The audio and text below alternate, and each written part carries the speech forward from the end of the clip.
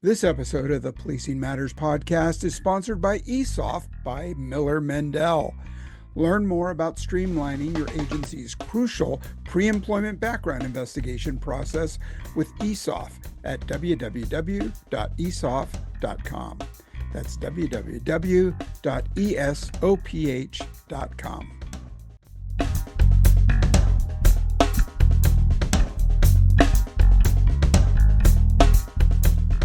Hey, welcome back. I'm Jim Dudley, and you're listening to Policing Matters on policeone.com.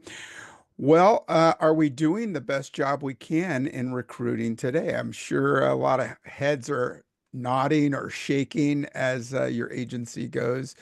Well, in June, fellow cop, former FTO, professor, and colleague and friend Janay Gasparini and I were selected to present teaching university level pedagogy to law enforcement recruits at the Field Training Officers National Conference in Lexington, Kentucky. We also presented at ILETA, and in December, we're going to be presenting at the Lapson Conference in San Antonio, Texas. Lapson is the Law and Public Safety Education Network for public safety educators. And in August of this year, Janay and I produced a book called Recruitment and Retention of Gen Z Law Enforcement Officers. I got a copy right here on Blue 360 Media. Well, good to see you again. Welcome to Policing Matters, Dr. Janay Gasparini. Thank you, Jim. It's always great to be here with you. So welcome back. I know you've been busy in New York. You're doing some state training, and you've got your own academy to tend to and school there in New York. What are you working on right now? Yeah, so New York State, we've been very busy and very committed to updating our basic course for police officers training using adult learning principles and current research on brain science and human performance. So we're trying to really up the ante and get some of the best research we possibly can to our police officers. Yeah, so we put together the book after our presentations. You were the one who suggested it. You said, hey, we've got some really good stuff here, stuff that they're not talking about at PERF and IACP and FOP that, they've mostly gone back to analyze what we've done over the years. And few have talked about the gap in training and Gen Z and how they respond to training. So tell us a little bit about how Gen Z might be different than classes past.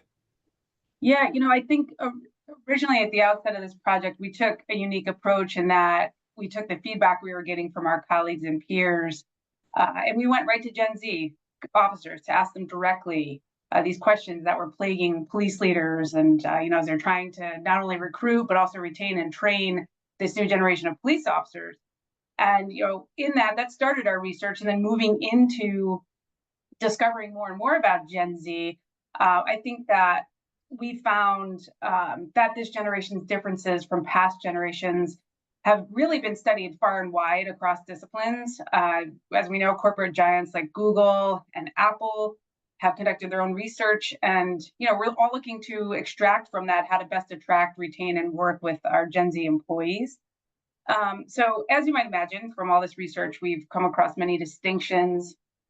And in the policing world, I think the one distinction that stands out the most that we found in our research was that Gen Zers are a risk-averse bunch. And this is a product of kind of over-involvement of adults in their lives who did not let them, for example, fall and skin their knee or work out a schoolyard argument without intervening.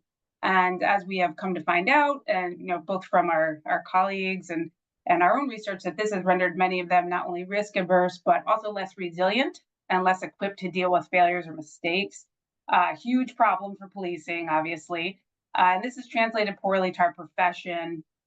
And it's been really the root of many frustrations expressed to us by instructors, trainers, FTOs, and supervisors alike. There's a ton we could say on this, but to me, that kind of is the nexus of what we're starting from.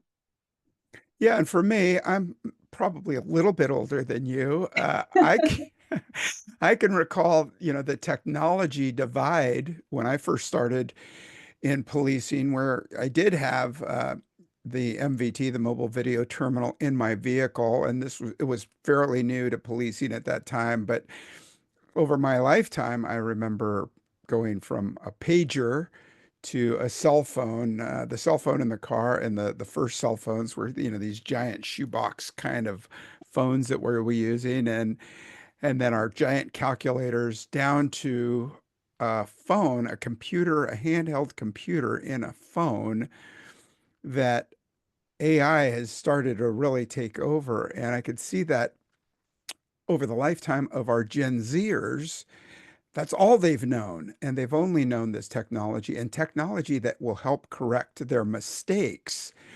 And so, as you say, that risk aversion seems to multiply with AI coming in to where, all when I used to write in high school and college and in my first police reports, all my IEs or EI words were wrong. And now I don't even notice because I'm probably still wrong, but the self-correct features on my computer or my phone are filling those gaps. Multiply this with the horrific 2020 fiasco Right. where we had shelter in place and then we had online teaching. We've got a generation and 4 years of young people that have lost some real socialization experience at the school level and people before, in those years before high school and college. They're coming up and there's that gap, it feels like, in their ability to socialize and to be able to communicate with each other. And I think that's what a lot of academies are dealing with now. And so rather than just keep trying to jam this circular block into that square cutout, we've got to really do some things to maybe work our way to meeting them more than having them climb up and meet us. Would you say? Yes, and I know that's met with a lot of resistance, and certainly we understand, right? The historical tradition has been, you come to us, knock on our door, prove yourself, and we'll decide whether we'll take you or not. And yeah, it's a different day, and I'm not personally in love with it, but as we always say, there's what we wish, and then there's reality, right? And if we're not willing to work in that reality, we're not, we're not going to move the ball down the field at all with this issue. Yeah, and the real reality is that we all have adapted learning styles, right? Like some of us can read something once and go out and do it.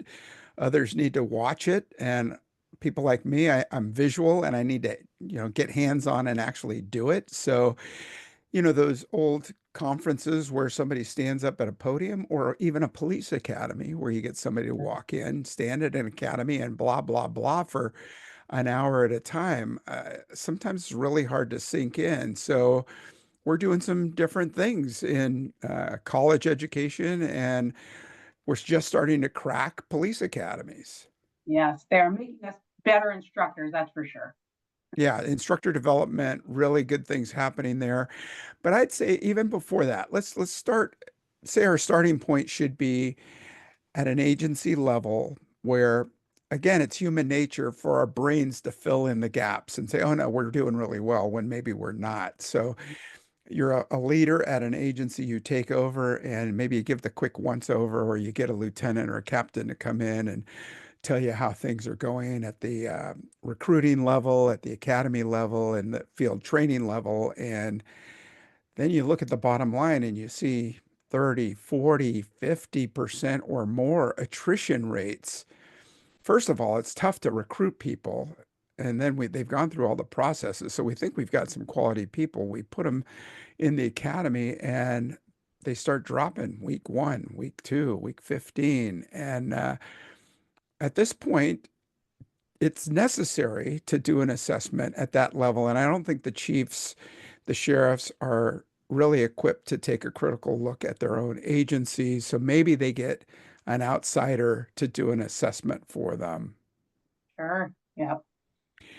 Yeah, I've talked in our book, I've talked about that fishbowl strategy where you get an outside consultant or somebody from your state post or somebody like you and me to come in from outside, look at all the orders, look at the recruiting phases, the testing, the background investigations, all of that, and then the training, and giving you a real critical report to not just the chief and the sheriff, but the whole command staff, so that there's buy-in at every level and you don't have somebody, even at investigations or the tactical segments of your agency, where they need to buy in on it as well. We can talk about, agencies and their own people saying whether or not they would refer people to join their agency. And we know that I think it was in the 2022 survey through Police One that asked nearly 4,000 cops, would you refer someone to your own agency?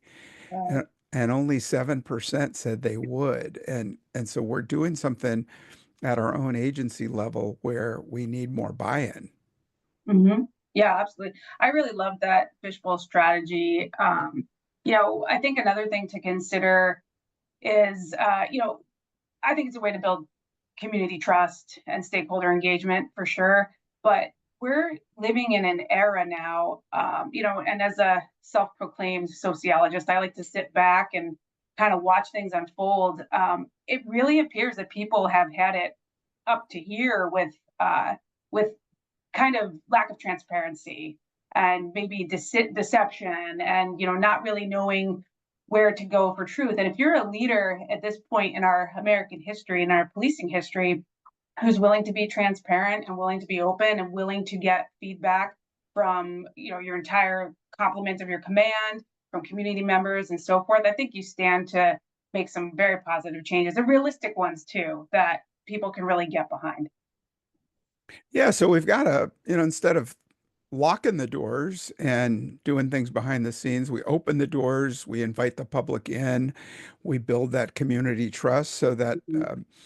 sometimes we'll hear that a recruit might quit somewhere through the process, and we do the exit strategy and they say they're leaving for personal reasons, and we don't go very far beyond saying, okay, sign here, we'll send you a check. Instead, we should be doing a stay uh, interview to ask why they're leaving. And many times we'll hear they're getting negative feedback from friends and family, and the peer pressure is just too much, and they'll quit. That's one of the reasons. But the idea of mentorship and open houses and bringing families in to tour the academy and let them know that we're really hoping that their friend or relative is someone who could join the ranks and help the community that they live in. Yeah, absolutely. I think, and I do think we hit on that in the book as well, this idea of you're not just for this particular section of this generation, you're not just recruiting the potential candidate, right? You kind of also have to court their immediate circle, because again, we are seeing that negative feedback. And I even remember when I, as a kind of forestry major and member of an all-female rock band, started to tell my friends and family I wanted to be a police officer, and it was like somebody like ripped the record off, like what? And why would you want to do that? It was not like, wow, that's great, good for you. So I think that's something just from a historical perspective, across the board, just a great recruitment strategy, right, to get some buy-in from those around them. Yeah, so okay, so we talked to the chief, the sheriff, those in charge of recruiting and training. What kind of metrics do you think we should start looking at? Starting with recruiters, do we look at the places what they're going, their success rate, how many recruits they're talking to each week? What does it look like?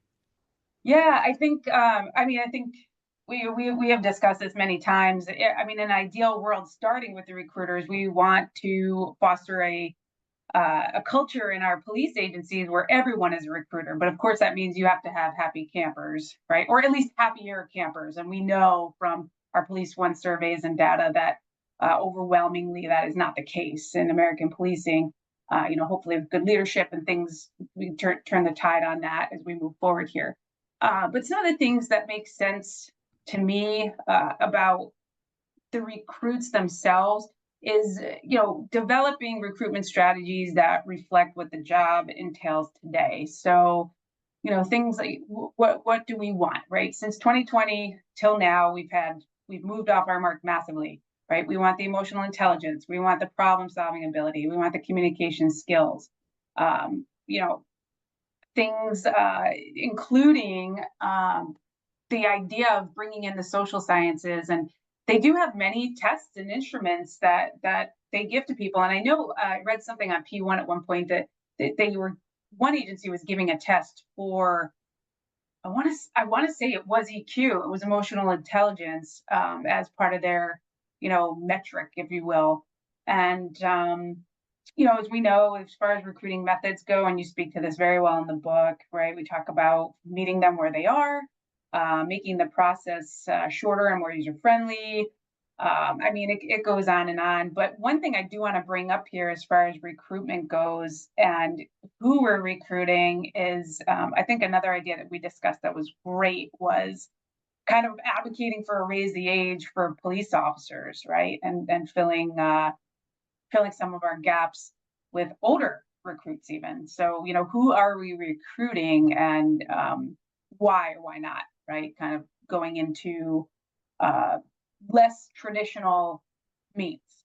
But I'm gonna hit it back to you, because in my mind, I have about 5,000 other things I want to say, but Yeah, well, I want to hear them. So I think what you're talking about is number one, it starts with leadership, right? And we've got to make the agencies better places so that the people that are working there already, number one, stay.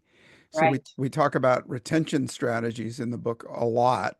We talk about recruiting, like you say, maybe second career people, sure, veterans, people in our military leaving. I keep wanting to come up with a term about what they are. So we have induction centers, and I'm wondering, do they call them deduction centers when they're leaving? I don't know, but that's where we right, need to be. And so leadership is a good starting point. And since 2020, I think a lot of agency members have felt somewhat abandoned by their leaders, because of political ideology. So it feels like we're coming back to center. mhm, Feels like a new day. It feels like people have seen what the defunding era looked like, and they didn't like right, it. They've seen climbing crime, and seen recent efforts to bring crime back down. So I think we're getting more buy-in from the public. But one thing I want to stress before we take a break, and that is that everything that we talk about in the book and what we're talking about today, none of it endorses bringing down the standards. That correct, we still want good cops, vetted, verified people coming into the profession that are able to do the job. But we also need to look at some of the strategies that we've been using over the years, and are they still applicable 40, 50 years later? We know that some agencies haven't touched their recruiting methods, their training methods, their field training methods for 40 or 50 years. And uh, realistically, some of that's got to change. absolutely. All right. Well, I want to talk a little bit about some of the other parts of the recruiting process that we've touched on. But first, I'd like to take a moment and thank our sponsor. ESOF is a secure, cloud-based pre-employment background investigation software system designed specifically for public safety agencies. Used by hundreds of agencies nationwide, ESOF has been credited with cutting the time it takes to process a pre-employment background investigation by up to 50%, saving agencies significant time, money, and resources without sacrificing investigation quality. For more information, go to esoph.com. That's ESOPH.com.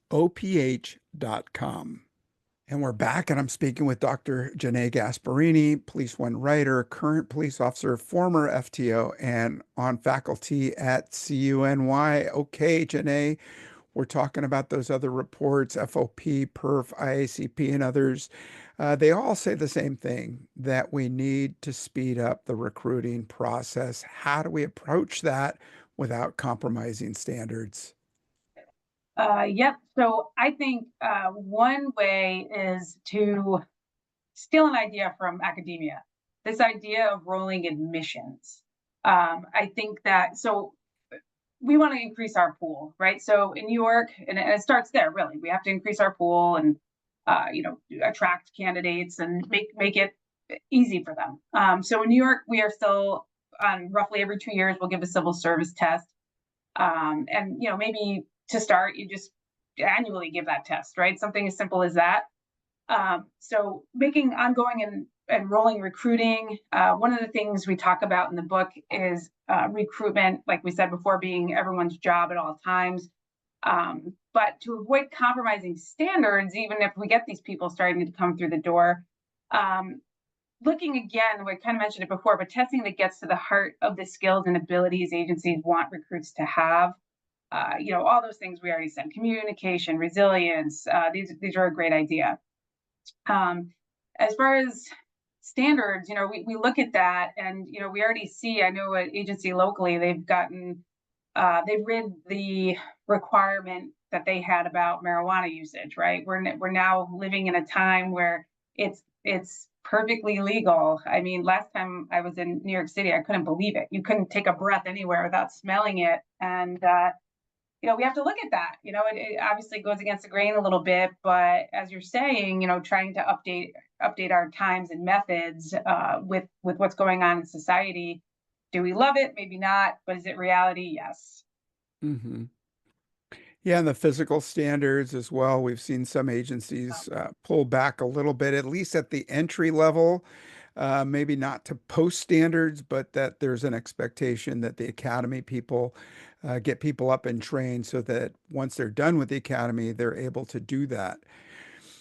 Now, I've talked to a deputy chief at an agency recently who told me that their agency went from 50 in their first class down to 15, Wow. Yeah. um, about at the midway point, and I was stunned. And I asked, "Well, what are they failing from, or why are they leaving?" Well, some are just leaving personal reasons. Others are failing some of the physical agility standards, emergency vehicle operation, and things like that. The range, and I'm just wondering at that point, we've spent and invested so much money in people that we're at this point where we wash them out. And I know that, learning domains for most post standards say you get two shots at a test, and if you fail the second one, you're out.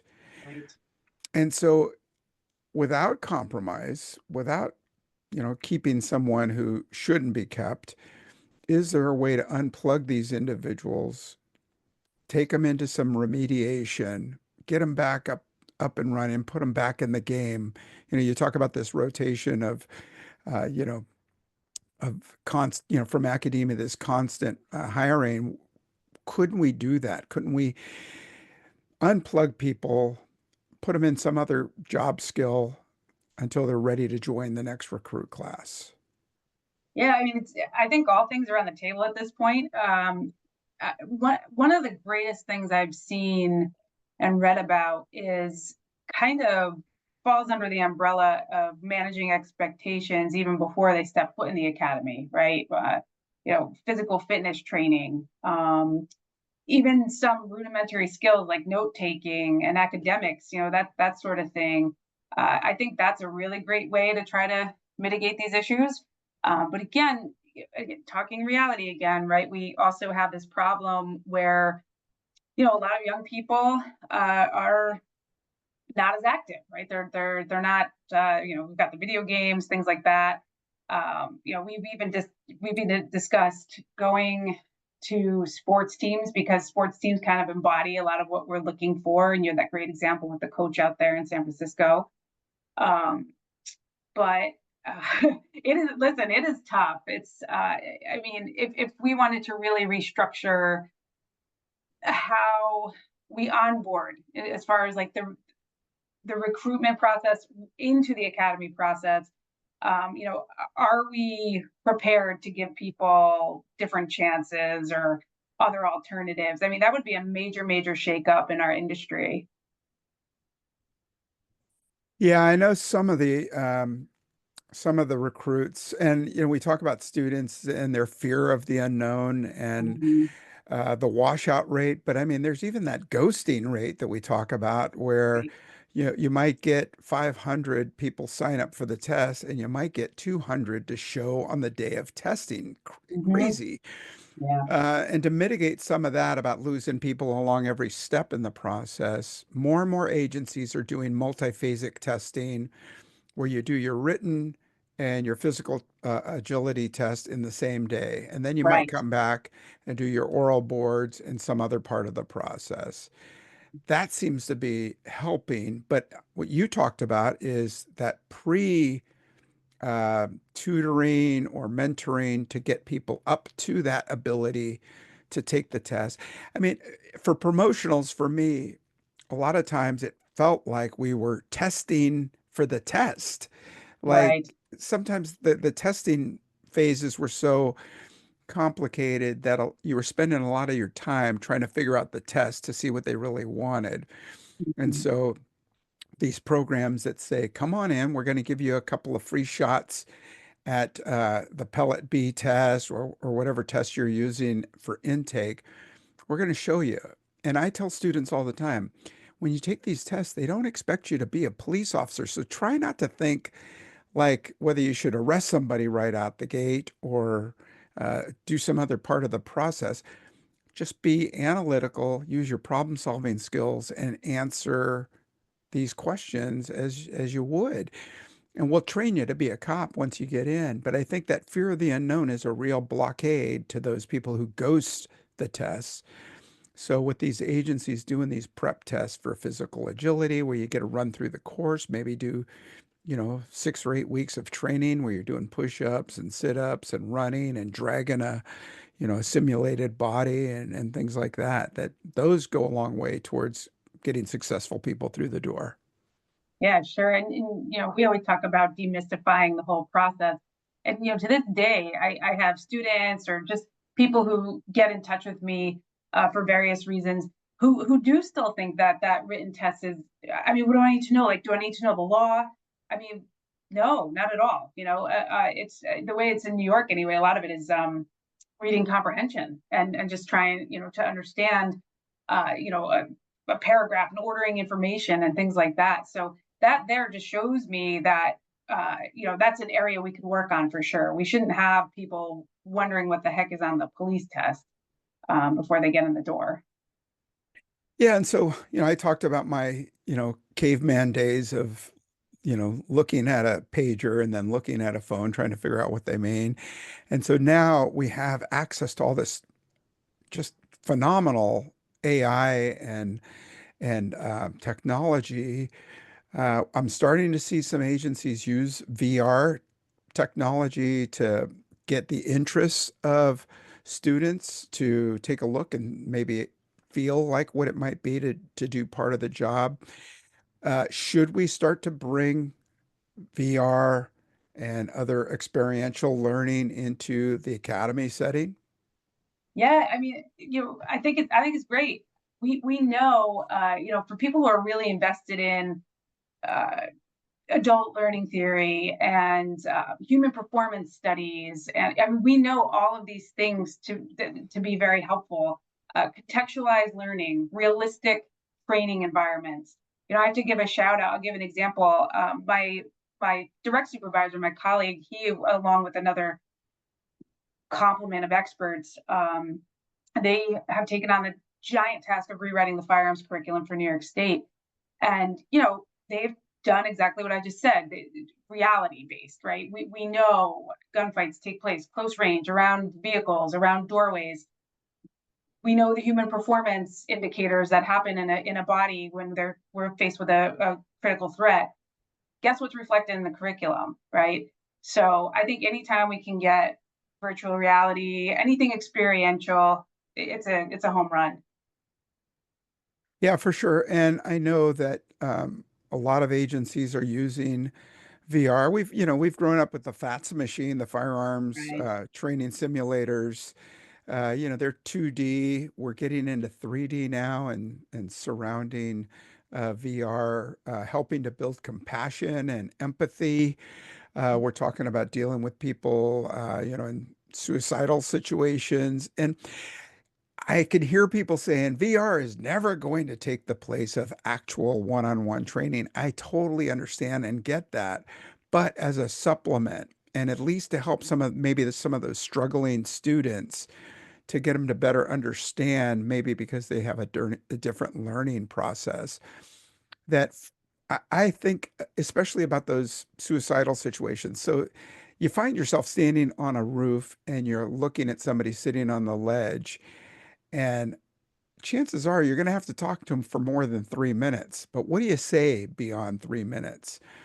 And at the very least, VR at least gives you a sense of, wow, this is a lot longer than I thought. What can I possibly say to this individual? And I've seen something like this used when we had psychologists come to our academy, put this helmet on so that you could experience what somebody, in a state of crisis might feel when you're asking them simple questions or giving them simple commands.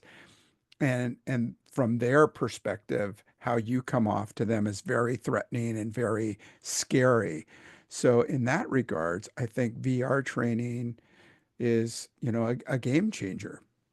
I agree. And it's also just a much better measurement of a trainee or a recruit's abilities.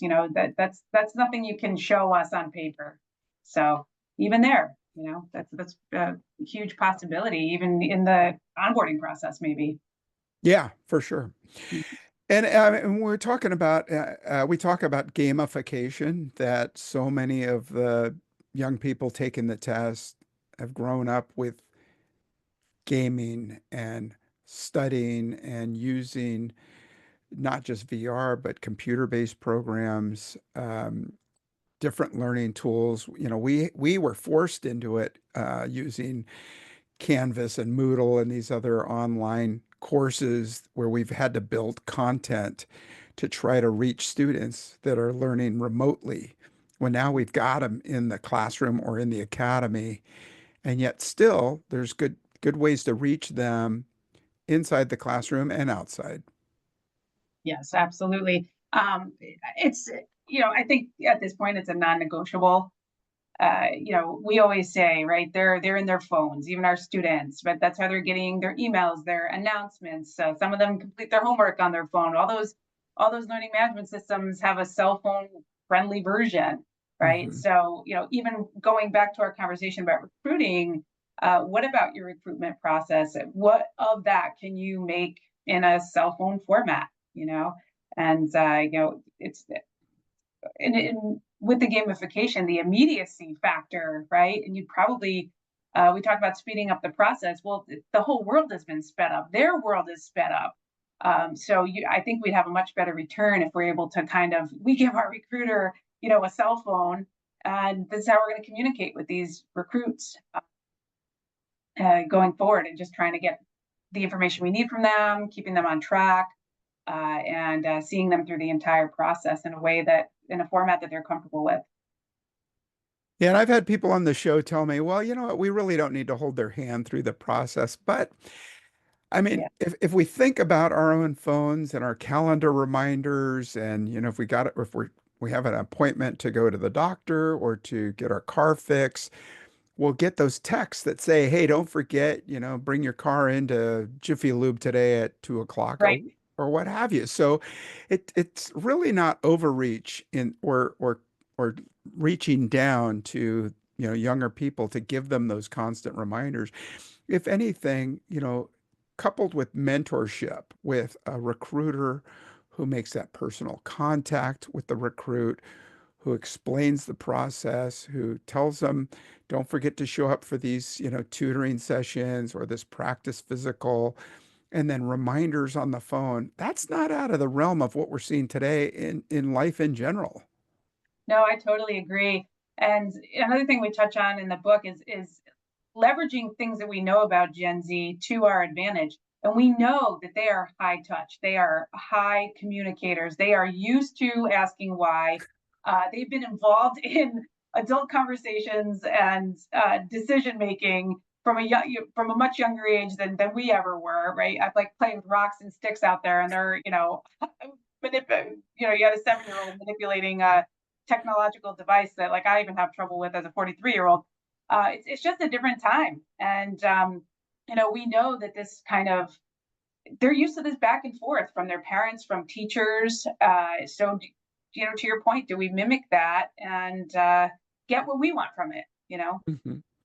Yeah, and you make a good point about in training, at least when I came through, gosh, you hardly ever raised your hand or asked a question for feeling that you might be insulting to the instructor, or you might feel like a complete dope to your Right. your your peers if you ask a question.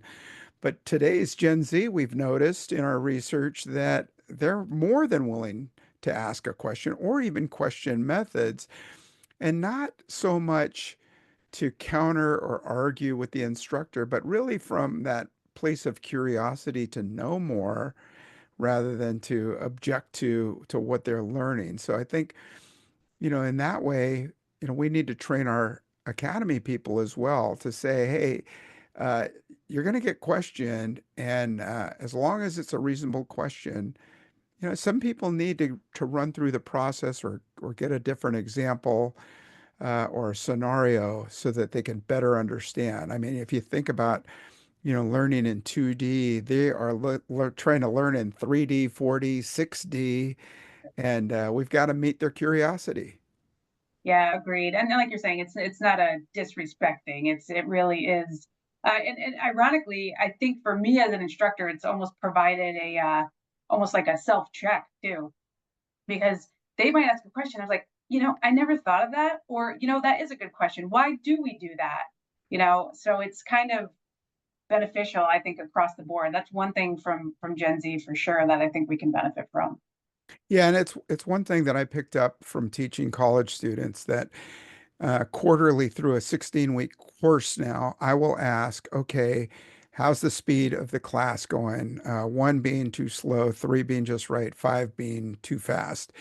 And then I'll ask, what's the muddiest issue so far? And Mhm. sometimes I'll get a response from at least a few students saying, "Hey, could you go over, problem solving methods again, or something that maybe that I thought I was spending sufficient amount of time on when clearly I left a few behind." So those kinds of checkpoints are good to get that feedback back from students to say, okay, shoot, maybe you missed it or you ran through it so fast that, again, it's that self-correcting human nature that fills in gaps that says, oh, shoot, I thought I covered all that in use of force, but clearly, I left some people behind.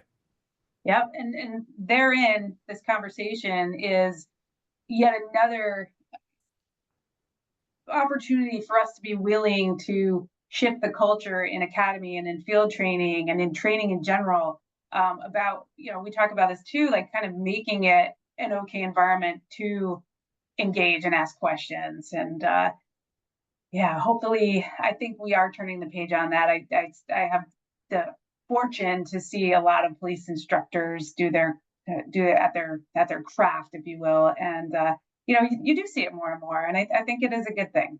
Yeah, and I've been so impressed with Dan Green. He's the president of the National Field Training Officers Yeah, Association, and such professional learning environments. All the FTOs that I've come across are really up to, and they want, they're yearning for updated training and yeah, instructor development. And it's really good seeing him and what he's doing on the national level.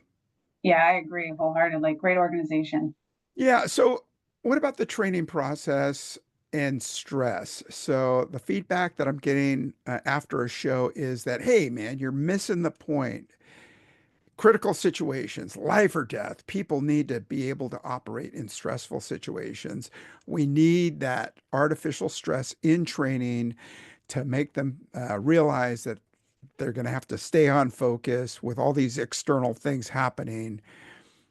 But is there a way to introduce stress? Not day one. I mean, I remember day one, I'm in the police academy. I'm wearing a nice suit that I just bought, shine shoes, and they got me doing push-ups in the parking lot and they're screaming and yelling at me. And I'm thinking, okay, so it's gonna be like this. And of course it got better. And then you realize over time that it's this stress that they want to throw at you to get you used to, whatever comes. But is there a better way to introduce stress? Yes, absolutely. And we know that stress serves a purpose. Anecdotally, an academy nearby, they took this last section of recruits. Their first day was basically a leveling day. It was almost like orientation. And I mean, you can imagine, the local agencies, police officers are like, what are you doing? So the point that the academy director made, which I think is realistic, it's fantastic. Why are we're setting them up to fail. You're not giving them a chance to understand what the expectations are before you start screaming and yelling in their face. Now, flip side of that coin, of course, I think I don't foresee a time where we ever get away from the military stuff entirely. And I only say that, or the stress based academy is the proper term, I believe. I only say that because of the feedback that I receive. It's almost like no matter how progressive somebody might be in this train of thought, they always kind of say, "But I get it. But I get like the yelling and screaming, and it does serve a purpose, right?" So two things can be true, right? So, but this has been a great topic. I think the keystone question that we've come away with, though, is not whether or not to stress them; it's what kind of stress and how much. And I have to defer to our good friend and colleague Hank Prim out in South Dakota, who's written a lot on this topic, very wonderful, insightful pieces. And something that I liked that he suggested in terms of stress is making it contextualized, like actual on the job stressors. Like, hey, recruit Smith, you are now the sergeant on duty, the highest ranking person on this scene. We're going to do this tabletop exercise. This is the situation. And as soon as they come up with a solution or an answer, now we take a resource away. Or now this officer has done this, or the suspect has done that. And you kind of throw things at them, and on the fly, they have to come up with things. Like, that's a very effective kind of stress that relates and transfers very smoothly into the job. So, the military stuff or the stress-based academy stuff, we know the purposes that serves, but being more creative, I think, is the way of the future. Yeah, absolutely. I mean, I don't ever foresee anybody, going to the police range and, shooting from a lazy boy chair or anything like that. I think there's definitely a place for stress in training. But if we're giving shout outs, I want to give a shout out to Sergeant Justin Collins at Yes, Rochester, New York. And what he's doing up there is phenomenal. And it is. he's bringing young people into the city system, the city government system, and across the board training with other agencies, whether it's office work or working in sanitation, street cleaning, park and rec, those kinds of things, and then bringing them into the public safety sector. It's a great transition from student life to government life Mhm. to public safety, and he's had so much success. And what I really love is that, if you get somebody who may not be, cutting it for public safety, that there's the ability to plug them into some other uh, part of a city agency where they need help as well. So it's a great place to bring onboard people, bring them into the environment, and paid internships, positions, doing evidence work or property work or public safety building screening, things like that. Those all just sort of bring in people, get them to understand the law enforcement culture, and take it from there. I think that's way better than that cold bath immersion of Sure.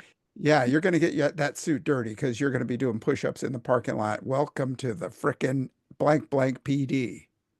Right. And you know what else is so great about what he is doing in Rochester is uh, we know about, if we kind of look at Gen Z in terms of this discussion, we know at the top of their life goal list and career list is service. They want to help, they want to make a change, they want meaningful work. And if you're exposing them from like a bird's eye view of how all these systems interplay together, and hey, and you and I always talk with our students and recruits, it's this idea of, you know what, you're not going to make $1 million, but look at all this. Look what we can offer you, and this is public service, and there are all the different branches of it. You'll be able to provide for yourself, your family, get a little pension, whatever the case might be. But I think that is a great way to leverage what we know about our youngest coming into the field. Yeah, yeah. Well, I wanted to ask you about mentoring and some other things, but you know what? We want people to buy this book, don't we? Want them to buy the Yes, book? please, and we want some feedback too. I mean, you can tell us it's total trash. We'll take whatever feedback you have, but we're really invested in moving the needle here. So. Yeah, Uh, for sure. Well, I want to thank you for your time and gosh, the work that you did. And, I know you put your heart and soul into the book, and I'm just proud to be associated with you in it. And Likewise. thanks for spending time today, Janay. Yeah, absolutely. Anytime. And as Jim and I always say, if there's anything we can help you with, or if you have ideas for us, please let us know.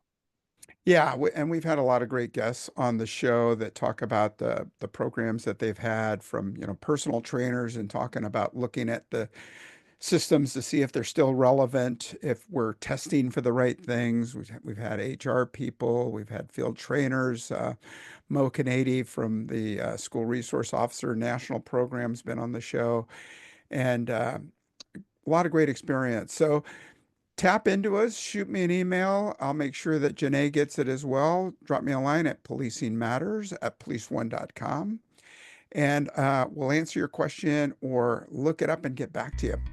All right. Well, stay safe and thanks for listening, and hope to talk to you again real soon. Take good care.